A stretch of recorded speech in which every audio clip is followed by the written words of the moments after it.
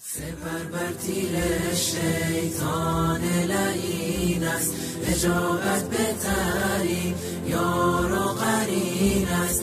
مشو یک لحظه غافل خواهر من، که چشم خائنان اندر کمین است. نگر در سوره های نور و احزاب، که حکم خالق یزدان چنین است. زنی خوشبخت می گردد که راهش مسیر امهات المؤمنین است. سپر بر تیر شیطان لعین است، اجابت بهترین یار و قرین است.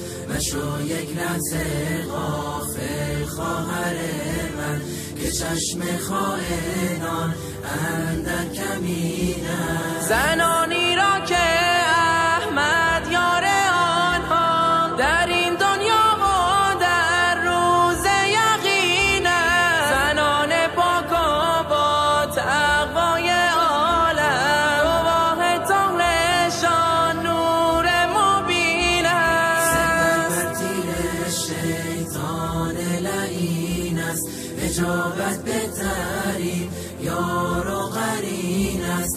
مشو یک لحظه غافل خواهر من، که چشم خائنان اندر کمین است. همانا اسوه زن در حجابند، زنی که تابع اسلام و دین است. تو هم خواهر اگر دوری از ایشان، بیا برگرد راه چاره همین است. سپر بر تیر شیطان لعین است، اجابت بهترین یار و قرین است. مشو یک لحظه غافل خواهر من، که چشم خائنان اندر کمین است. اسیر ظاهر و رنگ و هوایی، گمان کردی که خوشبختی همین است.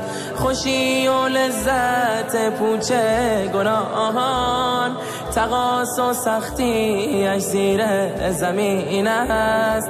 خوشی و لذت پوچ گناهان، تقاص و سختی اش زیر زمین است. سپر بر تیر شیطان لعین است، اجابت بهترین یار و قرین است. مشو یک لحظه غافل خواهر من، که چشم خائنان اندر کمین است. بترس از گام کج در راه شیطان، بسی آزاده در دامش سجین است. بیا برگرد خواهر سوی قرآن، که راه جنت خلد و برین است. سپر بر تیر شیطان لعین است، اجابت بهترین یار و قرین است. مشو یک لحظه غافل خواهر من، که چشم خائنان